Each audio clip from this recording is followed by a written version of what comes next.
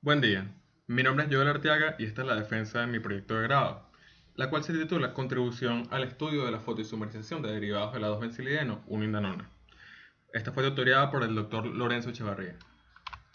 Esta presentación se dividirá de la siguiente manera. Empezaremos con la introducción, donde hablaremos de los antecedentes, los métodos computacionales, el planteamiento del problema y los objetivos. Luego pasaremos a la metodología, para luego entrar en los resultados, en donde hablaremos de los distintos resultados encontrados en los cálculos realizados en la investigación, para luego terminar en las conclusiones y en las referencias. El compuesto a analizar. El compuesto a analizar, el compuesto sobre el cual se basa esta investigación, es la 2-benzilideno 1-indanona, o por su nombre UPAC. La E2-benzilideno 2,3-dihidro 1H inden 1-ona. Este es un compuesto de importancia médica, debido a su presencia en distintos medicamentos, al igual de su parecido estructural con la chalcona, la cual es muy preponderante dentro de la industria farmacéutica. De igual forma, su sistema conjugado, es decir, sus distintas nubes electrónicas y su interacción, tanto con la luz como con otros electrones, es de mucha importancia, y su estudio es importante debido a la forma en la que deslocalizan la carga a lo largo de la molécula y su interacción con la luz. Interacción con la luz que nos llevaría a la pregunta fundamental del problema, de la investigación, que es la fotoisomerización. Una fotoisomerización es la isomerización, es el cambio de una molécula que está favorecido por luz. Es decir, en el caso de este trabajo en específico, estaremos pasando de el isómero E de la 2-benzilideno 1-indanona al isómero Z. Este es un proceso catalizado por luz, o bueno, favorecido por luz, mejor dicho. Este proceso fue observado y reportado por primera vez por Fodor y Pergesi y otros investigadores en el 2011. Se intuyó en primera instancia, o se sugirió, la presencia de un proceso de fotoisomerización debido a que se observó en experimentos espectroscópicos, en observaciones espectroscópicas, un proceso de transferencia de carga interna. Este proceso fue estudiado y luego se corroboró la presencia de un isómero Z, eh, el cual pudo ser aislado mediante una columna enantioméricamente selectiva. Luego se estudió el efecto de los contribuyentes dentro de esta isomerización y se determinó que se veía favorecida por los sustituyentes electrodonadores. Estos sustituyentes electrodonadores eh, tienen un efecto bastante interesante dentro del proceso de fotoisomerización, por ello son también parte fundamental del presente estudio, dentro del cual hay cuatro moléculas, hay cuatro compuestos eh, de interés. En primera instancia está M1, que es la 2-benzilideno 1-indanona, que sin sustituir. Está M2, que es el sustituido con el grupo funcional metoxi. Está M3 con dimetilamina. Y M4, que está sustituido con la urolidina. De esta forma se explora una gama pequeña pero importante de sustituyentes electrodonadores y se procederá a estudiar y se procedió a estudiar su efecto dentro de esta isomerización. Un antecedente de vital importancia para este estudio fue la fotoisomerización del azobenceno. El azobenceno, este compuesto, que aquí en su forma trans y aquí en su forma cis, tiene una fotoisomerización la cual ha sido ampliamente estudiada. Parte de la investigación acerca del azobenceno se ha basado dentro de sus orbitales moleculares, los cuales tienen una importancia bastante grande dentro de la isomerización. Y debido al tiempo de reacción, al tiempo de medición que se requiere para poder medir, que se requiere para poder observar este proceso, se ha tenido que recurrir a otros métodos. ¿Por qué? la fotoisomerización tanto del azobenceno como del compuesto de interés de este estudio, la 2-bencilideno unindanonas, ocurre en el rango de los femtosegundos, por lo cual para poder determinar sus parámetros cinéticos experimentalmente se requeriría de una espectroscopía ultra rápida, la cual es un método bastante caro y bastante costoso, que no siempre se tiene a disposición. En el caso del azobenceno, predominaron dos propuestas de mecanismo. El mecanismo de inversión, que aquí se puede ver que hay un traslado de uno de los bencenos de un lado de la molécula al otro, y un mecanismo de rotación, en donde, de nuevo, uno de los bencenos rota, pero en este caso alrededor de uno del doble enlace entre los dos nitrógenos. Estos dos mecanismos serán de vital importancia para la presente investigación. Para poder ahondar precisamente en estos mecanismos y en otros matices de la fotoisomerización del azobenceno, se recurrió a distintos métodos computacionales, como Hartree-Fock, DFT, métodos post-Hartree-Fock y hasta métodos estadísticos, teniendo resultados bastante interesantes en cuanto a ambos mecanismos. El método Hartree-Fock. El método Hartree-Fock ha sido utilizado, como mencioné antes, para la fotoisomerización del azobenceno, pero también fue utilizado precisamente para la presente investigación. Este consiste en un método iterativo para poder resolver o aproximar la ecuación de Schrödinger.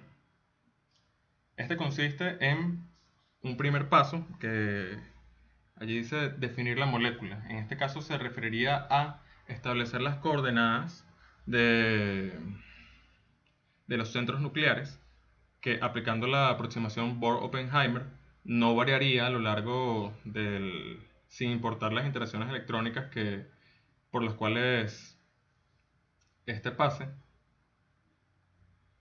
Y bueno, también definir las bases, es decir, los orbitales atómicos sobre cada uno de ellos. Para esto, en el presente trabajo se utilizó bases de Pople, pero pueden utilizarse distintos métodos. Pero lo cierto es que una vez determinados o modelados esos orbitales atómicos, se procede a calcular distintos tipos de integrales correspondientes al ámbito electrónico de la molécula. Estos vienen siendo la superposición orbital, que tiene que ver precisamente con los orbitales atómicos y la forma en la que se superponen con respecto a los otros orbitales atómicos de las otras moléculas, que luego pasarán a ser orbitales moleculares ya avanzados en la iteración, es decir, ya variando precisamente el número de la iteración en la que estamos, la energía cinética de los electrones y el campo electrostático que sobre el cual se ven afectados los electrones provenientes del núcleo. Es decir, una vez se tienen calculadas estas integrales, o bueno, calculadas no, sino propuestas, estas integrales, se procede a calcular la matriz ortogonalizada de la superposición orbital. Esta matriz ortogonalizada pasará a ser una matriz transformación, que es una matriz que se utilizará en el paso 5. En el paso 4, como según establece la lámina, se procede a calcular la matriz de Fock, que utiliza precisamente las integrales que se calcularon en el paso 2. Es decir, es una suma de la matriz de los efectos del núcleo más los efectos de las interacciones electrónicas. Esta matriz de Fox se transforma, o sea, es transformada, mejor dicho, por la matriz de transformación calculada en el paso 3 y luego diagonalizada. Esta diagonalización permite calcular los autovalores que vendrían siendo los coeficientes que, una vez transformados nuevamente por la matriz de transformación, vendrían siendo de vital importancia para poder entender las contribuciones electrónicas en cada uno en los distintos espacios. En En el paso 8 se comparan coeficientes, sí, precisamente estos coeficientes, con los coeficientes que se tenían inicialmente. En caso de ser muy distintos, que será muy natural para los primeros pasos, pero que con respecto el proceso de iteración vaya avanzando, irá disminuyendo, se, se tiene el último paso, precisamente, que es una vez encontrados una, una vez calculados unos coeficientes que no varíen sin importar el rango de iteración, se dirá que es un proceso autoconsistente, es un campo autoconsistente sobre el cual sobre el cual ya se pueden conocer variables como la energía, el momento dipolar y la población de Mulliken, ese tipo de variables cuánticas que se pueden calcular a partir de este proceso. De igual forma, en el presente trabajo se utilizó el método DFT, método desarrollado por Ko Shan, bastante similar al método Hartree-Fock en términos estructurales, también es un método iterativo, pero que en vez de calcular las integrales para cada uno de los electrones, se centra más en la densidad electrónica ρ, que, que bueno, también tiene resultados muy interesantes en cuanto a química cuántica.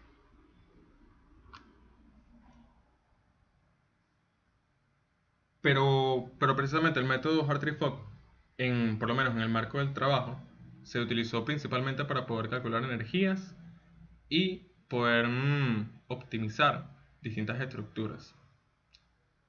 En cuanto a los estados de transición, se necesitan métodos un poco más modernos, como es el método síncrono cuasi-newtoniano guiado por el tránsito. Es guiado por el tránsito, es síncrono.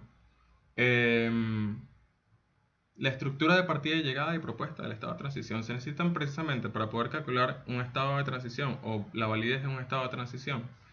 eh, un, un, un estado propuesto y un estado de partida y un estado de llegada. Ahora, como está guiado por tránsito, irá precisamente desde este estado de transición hacia el estado de partida y el estado de llegada al mismo tiempo, es síncrono. Precisamente de esta manera se asegura de que es el punto adecuado, es el punto de transición entre los dos estados de partida y llegada. Esto está enmarcado en la teoría Eirin-Polanyi de la superficie de energía potencial, de la hipersuperficie de energía potencial, en donde se considera una hipersuperficie de la energía con respecto a los distintos grados de libertad que tiene la molécula para poder este, para poder considerar la energía. En este caso en particular, como estamos buscando un estado de transición, tenemos que encontrar un punto máximo en una sola coordenada, es decir, un punto de silla, como se puede observar en la figura. Se tiene que encontrar un punto máximo en una sola coordenada, mientras que en el resto de las coordenadas sea un mínimo. Esto se puede asegurar mediante el cálculo del jacobiano y el hessiano, pero debido al costo computacional que esto requeriría, se utiliza un acercamiento cuasi-newtoniano, el cual supone una aproximación de forma lineal o cuadrática a este tipo de problemas para poder buscar precisamente mínimos o máximos dentro dentro de este tipo de superficies. Una vez calculado un estado de transición, se pueden calcular otras cosas, como las coordenadas internas de reacción, que precisamente partiendo de las matrices de derivadas parciales de la energía con respecto a los grados de libertad, encuentra una ruta de reacción que será un mínimo en todos los grados de libertad menos 1. Es decir, encuentra ese camino sobre el cual el camino óptimo que atravesaría una molécula desde el punto de partida hasta el estado de transición y hasta el estado de llegada. Es decir, se busca optimizar estructuras a lo largo de este camino para poder describir lo más adecuadamente posible el mecanismo de reacción. Eso es lo que significan las coordenadas internas de reacción. Y bueno, por último, en esta parte un poco más teórica se habla de la teoría del electrón hueco, la teoría de electrón hueco, que es relativamente nueva, fue propuesta, bueno, en realidad fue, es- no es tan nueva, pero fue aplicada recientemente por Lube en el 2012, en donde se postula que las transiciones electrónicas, parte muy importante de esta investigación, se pueden describir como el paso de un estado de electrón a un estado hueco. Es decir, estos estados electrón y estos estados huecos no necesariamente son un orbital molecular, sino que pueden ser combinaciones lineales de distintos orbitales moleculares. Esto tendrá un valor bastante significativo a la hora de poder analizar transiciones electrónicas complejas eh, en distintos marcos. Y vale la pena analizar estas transiciones electrónicas en estas moléculas debido a, bueno, la importancia que se tiene de poder conocer bien cuál es el efecto en sus orbitales moleculares. Y bueno, entramos a lo que es el planteamiento del problema. Se dice que el presente trabajo tiene como objetivo el entendimiento de la estructura electrónica de los compuestos M1, M2, M3 y M4.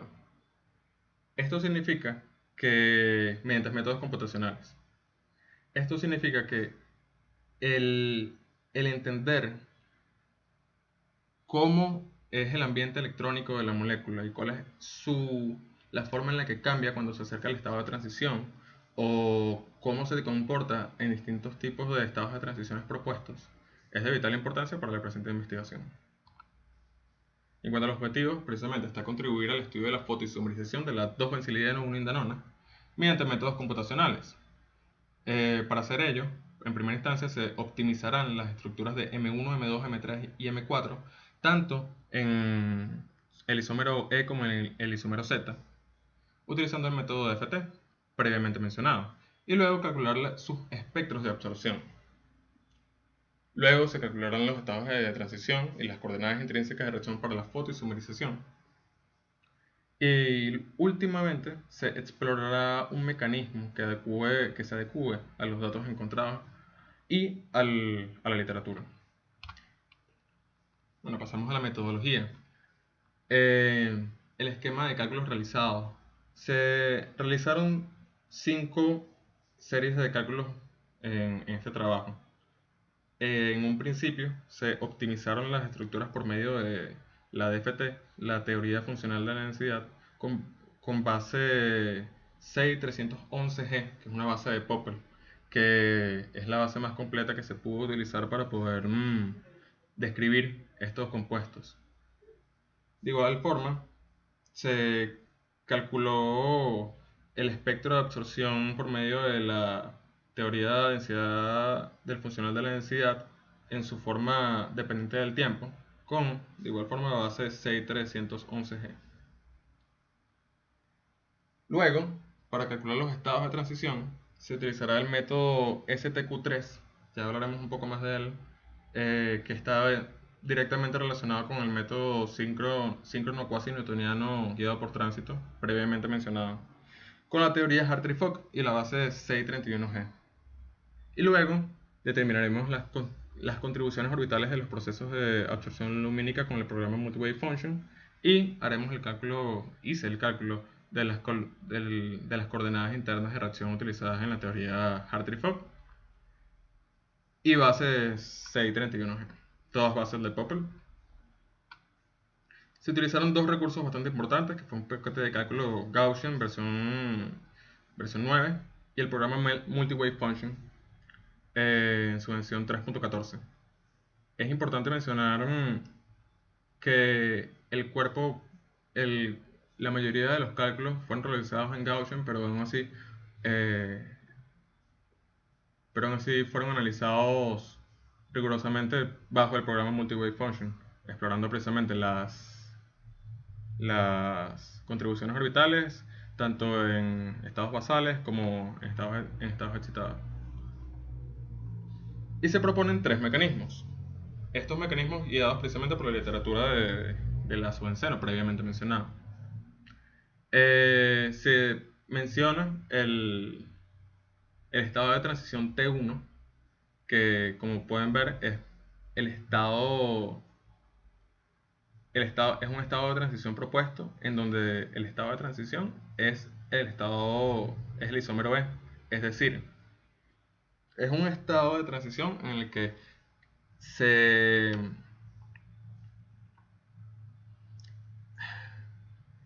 en el que no hay una propuesta de mecanismo.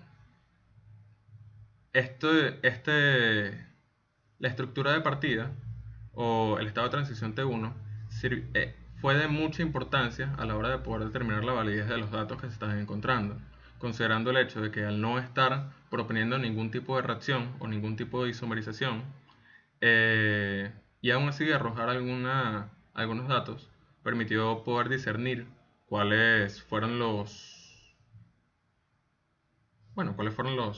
las cosas, discernir cuáles eran los datos más válidos.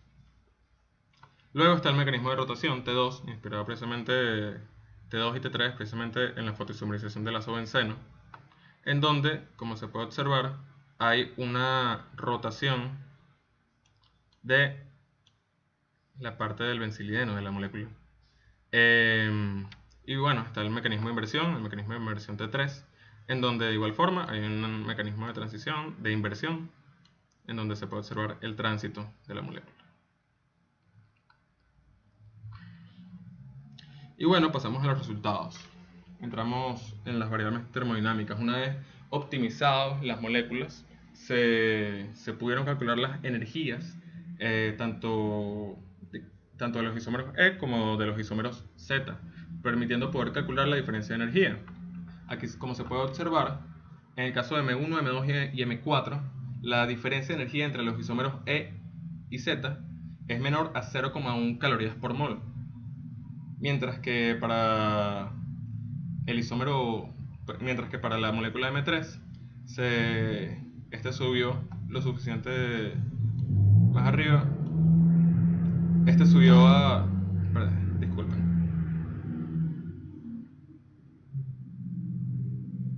Chévere.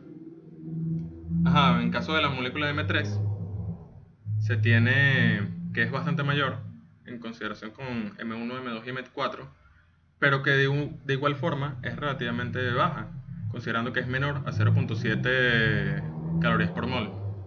De igual forma se calcularon las energías de Gibbs, las energías libres de Gibbs y las constantes de equilibrio. Las constantes de equilibrio, como se pueden ver, a pesar de tener variaciones, están todas en el mismo orden de magnitud, sugiriendo que precisamente hay una estabilización con respecto al isómero E y al isómero Z en términos termodinámicos, sugiriendo precisamente que hay efectos cinéticos que favorecen la presencia del isómero E. De igual forma, como se puede observar, salvando la molécula de M3, hay un progresivo aumento en la energía, en el cambio de energía con respecto a la constante de Hammett de cada uno de los compuestos. Aquí, como venía comentando, no hay una tendencia clara para la diferencia de energías, pero todos están en el mismo orden de magnitud. La estabilización del isómero Z, en el caso de M3, pudiese deberse a la interacción del carbonilo con respecto al anillo bencénico, considerando precisamente que este anillo bencénico estaba bajo la influencia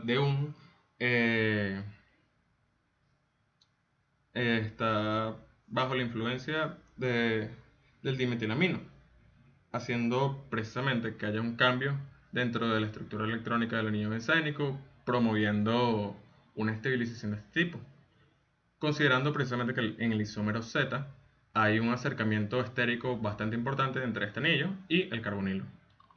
Y bueno, sí, como venía comentando.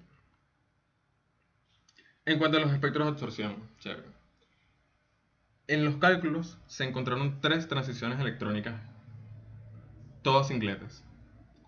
Se encontró que la de mayor intensidad para las 4 moléculas estudiadas, para M1, M2, M3 y M4, es una transición que va de los orbitales HOMO al LUMO. La de segunda mayor intensidad que siempre estuvo por el orden de un 10% de la de mayor intensidad, correspondía en mayor o menor medida del HOMO-1 al LUMO. Es decir, que iba desde el orbital, eh, el siguiente orbital en menor energía, el HOMO, al LUMO.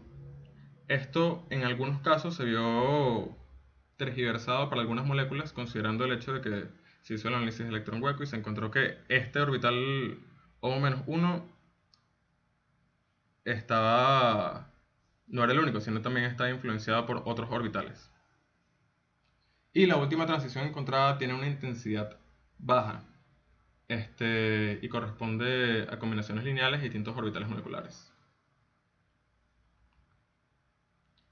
Ok, en cuanto a los espectros de absorción, como se puede observar, hay una diferencia bastante baja con respecto a la diferencia entre isómeros. También se puede observar que hay un aumento correspondiente de igual forma al coeficiente de Hammett. Esto pudiese deberse a muchas cosas, entre ellas al número de datos de la molécula, al ambiente químico de ella, pero sobre todo hay una importante influencia de de un, de un sustituyente electronegativo dentro de estos resultados. Como se puede ver también, hay, bueno, precisamente, hay un aumento bastante importante.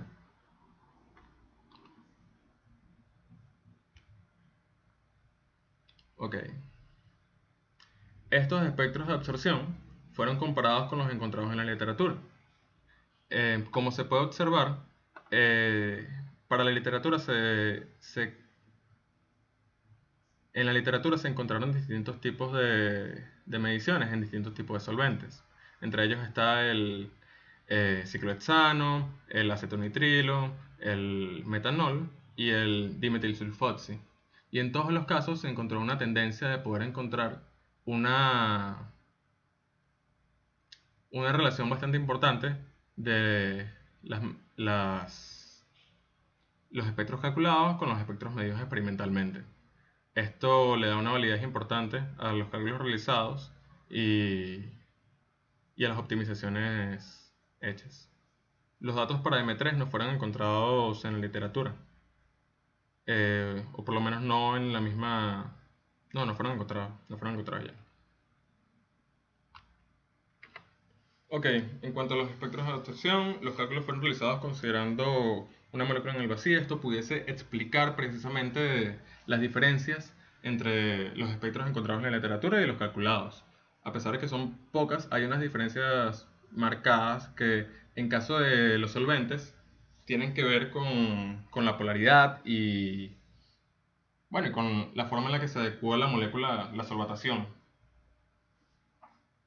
De igual forma, en cuanto a la molécula calculada, estos cálculos se hicieron sin considerar efectos de solvatación en ningún tipo de solvente, por lo que el estar esas variaciones encontradas corresponderían precisamente a ese tipo, a una molécula sin solvente. De igual forma, mientras más electronador es el grupo funcional, mayor es la longitud de onda. Esto está en correspondencia con el coeficiente de Hammett previamente mencionado. Hay una variación con respecto al promedio de los espectros calculados encontrados en la literatura, menor al 5%. Esto indica precisamente un acercamiento muy importante de los espectros calculados a los espectros en la literatura. Y bueno, precisamente como venía calculando. Y bueno, una vez calculadas las moléculas, calculada la optimización de las moléculas, se pudo proceder al cálculo de los orbitales moleculares de las moléculas.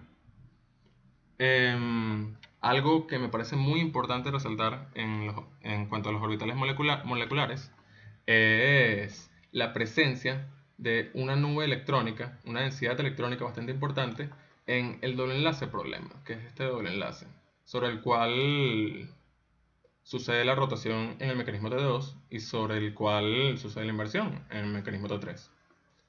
En el caso del orbital HOMO, para todas las moléculas, como ya vamos a ver, hay una nube electrónica bastante importante, mientras que para el orbital LUMO hay una migración de esa nube electrónica, dejando precisamente sin tanta densidad electrónica al doble enlace. Esto sucede también para M2. Como se puede ver, hay una nube electrónica en el orbital HUMO y luego esta hace paso a un espacio electrónico, lo cual en el caso de que se fuese a considerar uno de los dos mecanismos propuestos tiene mucha importancia. En la molécula M3 de igual forma, que hay una nube electrónica y aquí se mueve, y en cuanto a M4 de igual forma. Se calcularon de igual forma los centroides para los orbitales HOMO y LUMO. Como se puede ver, hay un movimiento en general en las cuatro moléculas estudiadas de... Bueno, no debería haber hecho este símbolo, pero hay un movimiento importante del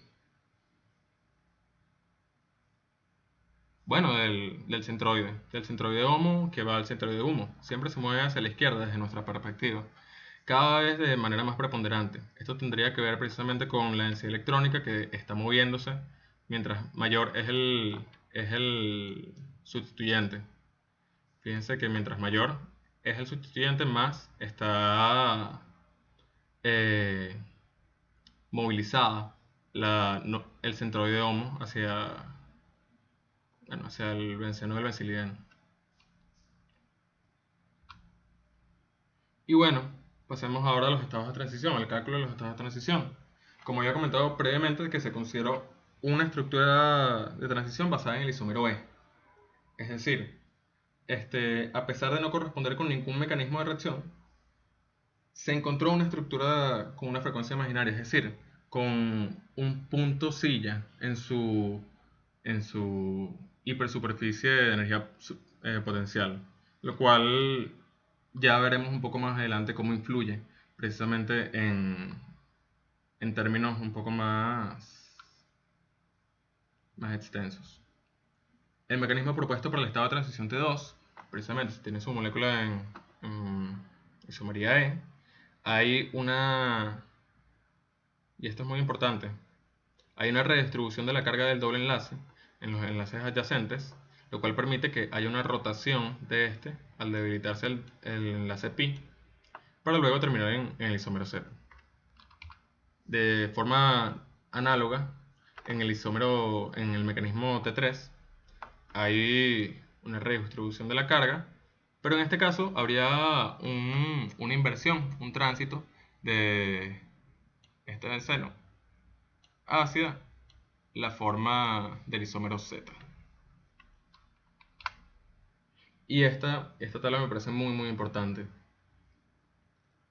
Esta es la tabla en donde se muestran las cuatro moléculas consideradas para los tres mecanismos propuestos. En el caso de M1 en el caso de M1 y M2 se lograron optimizar estructuras tanto para T1, T2 y para T3. Es decir, se lograron encontrar estados de transición para T1, para T2 y para T3, o frecuencias imaginarias, mejor dicho. Se lograron encontrar frecuencias punto silla en la hipersuperficie de energía potencial. En el caso de M3 y M4, esto solo se logró encontrar en el caso de T2. En el caso de T1 y de T3, no se lograron encontrar puntos silla en la hipersuperficie. Esto pudiese deberse en un principio pudiese deberse a la facilidad o a la claridad que tienen la hipersuperficie de energía potencial en el caso de M3 y de M4, en el caso de T2, y que bueno, quizás se necesite mayor sensibilidad en el cálculo o en el análisis de esta hipersuperficie de energía potencial en el caso de T3 y en el caso de T3 para M3 y para M4.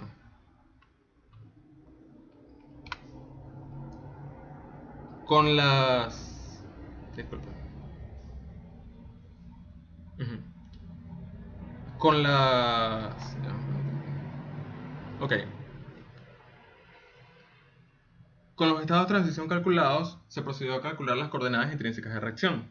En este caso en específico, en el caso de M1, se logró encontrar distintas estructuras a lo largo de un camino de reacción, este, todas las cuales fueron optimizadas, y ya veremos un poco más adelante. Y bueno, aquí creo que se ve mucho mejor. En el caso de T1, esta es M2, una estructura de transición basada en T1. Como dice aquí, las estructuras encontradas corresponden a un bucle en la hipersuperficie de energía potencial. ¿Qué significa esto? A pesar de que se encontró una ruta sobre la cual se transforma la estructura de la molécula, mm, no hay, no hay una reacción, no hay un cambio estructural importante. Más bien hay una especie de ciclo sobre el cual se llega a un máximo, el cual corresponde a la frecuencia imaginaria encontrada, pero que no corresponde a ninguna reacción, lo cual era esperado para el mecanismo T1, considerando su propuesta. En el caso T2 es muy interesante debido a que se puede observar, a pesar de que no se logró poder aislar una ruta mecanística desde un punto de partida hasta un punto de llegada, eh, se logró aislar, se logró encontrar una, una ruta sobre la cual empieza en una estructura que es claramente el isómero B y luego termina, del cambio, en el isómero Z. Este, este cambio, además, se puede observar que hay un cambio muy importante dentro de los órdenes de enlaces del doble enlace de problema y los enlaces adyacentes. Ya hablaremos un poco más de esos enlaces. Pero, pero llama mucho la atención la manera en la que precisamente hay un tránsito y luego hay un debilitamiento importante de estos enlaces y luego termina el tránsito y vuelven a su estado original. Y luego llegamos a T3, al mecanismo T3, en donde análogamente a T1 se encuentra en un bucle que no lleva a ninguna reacción y sobre el cual llega a una estructura de transición con un punto de tensión muy alto, eh, el cual, ya hablaremos un poco más adelante, a pesar de ser un punto de tensión muy alto, no llega a ser un punto de transición importante dentro de la reacción. No es un punto de transición dentro de la reacción, porque no, no lleva a la isomerización. Bueno, ya entrando en la parte final, hablaremos de las instancias de enlace. Este, como se puede ver, en el caso de el isómero Z y el isómero B no hay cambios importantes. En el caso de T1 tampoco hay cambios significantes, considerando que nada más hay un aumento en E3. En el caso de T2, que es muy interesante, se puede observar como hay un aumento muy importante dentro de el enlace E2, que precisamente es el enlace problema, el doble enlace que cambia su orden de enlace para que suceda la reacción. Y de igual forma hay una disminución de de la, de la longitud de enlace, lo cual correspondería precisamente a un reordenamiento electrónico del doble enlace para poder permitir la rotación.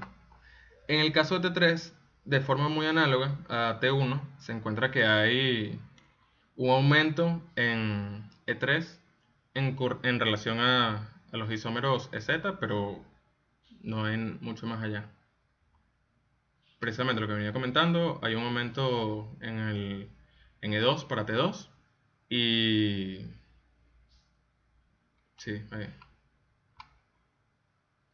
En cuanto a las cargas de Mulliken, se calcularon las cargas de Mulliken para distintos compuestos, eh, disculpen, para distintos centros atómicos,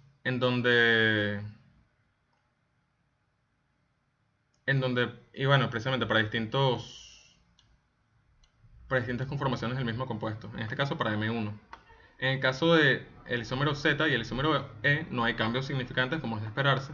En el caso de T1 hay una inversión de los de la polaridad de A1 y A3 que es muy interesante, pero que realmente no indica nada demasiado, mm, no indica más que tensión estructural y electrónica dentro de la molécula. En el caso de T2 se puede observar cómo hay un aumento importante dentro de la polaridad de este enlace, lo cual pudiese deberse precisamente a la redistribución electrónica de, al reordenamiento del doble enlace, que bueno, se ve expresada de esta manera y es válida. En cuanto a T3, se puede observar cómo hay cómo A2 y A3 pasan a tener la misma polaridad, lo cual también es muy interesante y contribuye precisamente a la tensión que está sufriendo la molécula en el estado T3. Exacto, como venía diciendo, para T2 hubo un aumento importante en A2 y A3, mostrando una ampliación en la polaridad del enlace, el enlace de 2, el enlace problema. Conclusiones. Se calcularon las constantes de equilibrios para los compuestos M1, M2, M3 y M4, y estas resultaron ser del mismo orden de magnitud. A pesar de tener distinciones importantes, se puede observar que hay un patrón que están cumpliendo las cuatro moléculas, bajo el cual indican que el proceso de isomerización no es un proceso termodinámico, o bueno, no es un proceso guiado por parámetros termodinámicos, sino que es un proceso guiado por parámetros cinéticos, o en este caso en particular, eh, llevado por, llevado por parámetros fotoquímicos. Se encontraron tres transiciones electrónicas para los compuestos M1, M2, M3 y M4, siendo la de mayor intensidad asociada a la transición HOMO-LUMO. Esto es muy importante, hablaremos un poquito más adelante, más a fondo, pero lo que me parece importante resaltar aquí es precisamente la transición de mayor importancia en los cuatro casos fue la transición HOMO-LUMO, por un amplio margen, a pesar de tener otras transiciones haciendo un poco de ruido dentro del espectro. La transición importante es la transición HOMO-LUMO. La diferencia entre los espectros UV visibles calculados y reportados en la literatura es menor al 5%. Esto le da mucha validez a los espectros calculados, a las optimizaciones realizadas y bueno, por transitividad a los otros cálculos realizados. Se encontró un debilitamiento importante alrededor del doble enlace E2 debido a la transición HOMO-LUMO. A ver, si se considera precisamente que la transición de mayor importancia en los cuatro compuestos es la transición HOMO-LUMO y que hay un debilitamiento importante en, en el doble enlace E2, el doble enlace problema, debido a esta transición se o sugiere precisamente que puede haber un reordenamiento electrónico, como mencionaba Jesse. Los centroides de los electrones, los centroides de los orbitales electrón y hueco se alejan entre sí mientras mayor es el coeficiente de Hammett. Precisamente esto pudiese deberse, como mencioné anteriormente, a la presencia de un sustituyente ele- un sustituyente cada vez más electrodonador que atrae precisamente la presencia de un orbital HOMO más robusto alrededor de ellos. Y, y bueno, precisamente, por eso pudiese deberse, eso es lo que concluye la... Eso es lo que concluye. La distancia del doble enlace E2 en la transición T2 aumenta en comparación a los isómeros E y Z, mientras que disminuye en los estados de transición T1 y T3. Como venía comentando anteriormente, la evidencia, bueno, el estudio de la distancia de los enlaces eh, contribuye precisamente al estado de transición T2, considerando precisamente que hay una disminución de los enlaces eh, adyacentes al doble enlace problema y hay un aumento de la distancia del doble enlace, sugiriendo precisamente un pequeño cambio de orden de enlace durante el estado de transición. La mayor variación de las cargas de Mulliken se encontró en la estructura de transición T2, aumentando las cargas en A2 y A3, que pudiese deberse precisamente a esa redistribución de carga. Se logró optimizar para M1, M2, M3 y M4 el estado de transición T2, mientras que para los estados de transición T1 y T3 solo se pudieron optimizar para M1 y M2. Esto también es muy revelador sobre la, la posibilidad de que el estado de transición T2 sea más preponderante en términos cinéticos que el estado de transición T3 o el estado de transición T1, evidentemente. Considerando precisamente que al tener un, un punto valle, un punto de silla en la superficie de energía, en la hipersuperficie de energía potencial más preponderante, el estado de transición T2 logra ser más determinante en este tipo de casos. Se calcularon las coordenadas internas de reacción para los estados de transición encontrados. Eh, esto es, esto es un punto clave. De hecho, el hecho de que nada más se lograra encontrar un mecanismo que lleve de un isómero E a un isómero Z me pareció bastante revelador en cuanto a las formas de poder describir esta molécula y bueno, según las limitaciones de este estudio. Y los resultados sugieren un mecanismo de rotación en torno al doble enlace E2 para la fotoimerización de los compuestos M1, M2, M3 y M4, según los resultados encontrados y apoyados por la literatura.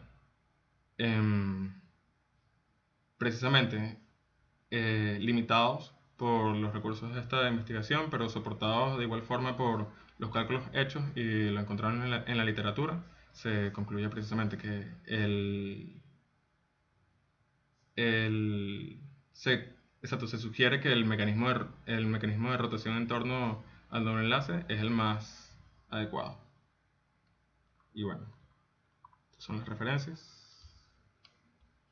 Muchas gracias, quedo expectante de la discusión, se llevará a cabo pronto y bueno, muchas gracias.